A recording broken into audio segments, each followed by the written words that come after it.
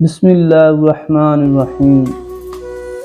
ایک شخص حضرت علی رضی اللہ عنہ کی خدمت میں پیش ہوا اور کہنے لگا، یا علی، آپ نے فرمایا ہے کہ اللہ تعالیٰ نے زمین پہ ہزاروں نعمتیں انسانوں کے لیے پیدا کی ہیں، تو یہ دکھ تکلیف اللہ تعالیٰ نے کیوں پیدا کی؟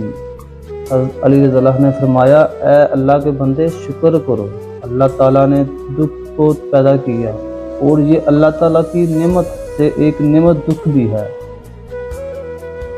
تو شخص کہنے لگا، کیا یا علی دکھ بھی نعمت ہے؟ آپ نے فرمایا، اے شخص، دکھ انسان کو مضبوط بناتا ہے اور خوشیاں انسان کو کمزور کرتی ہیں۔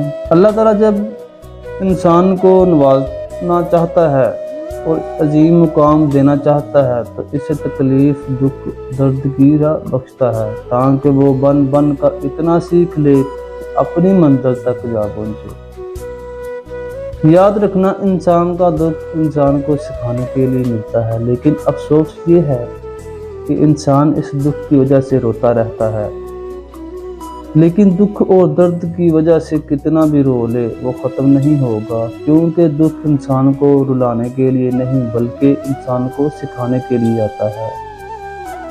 جب تمہیں اس سے سیکھ لو گے جو وہ تمہیں سکھانا چاہتا ہے تو تمہارا دکھ خود بخود ختم ہو جائے گا۔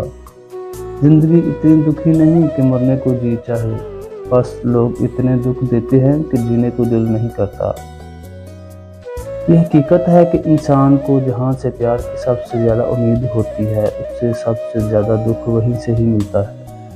اللہ پاک فرماتا ہے، کسی کو تکلیف دے کر مجھ سے اپنی خوشی کی دعا مت کرنا۔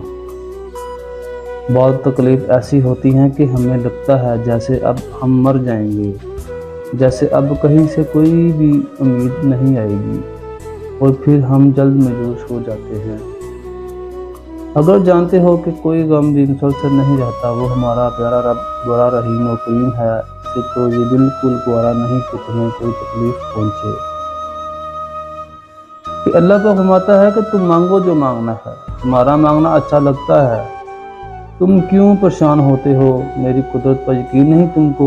میں تو تمہاری شاہ رگ سے بھی زیادہ نزدیک ہوں۔ جب تم اپنی ماں کی نیت پر شک نہیں کر سکتے تو اس پر کیسی بے یقینی؟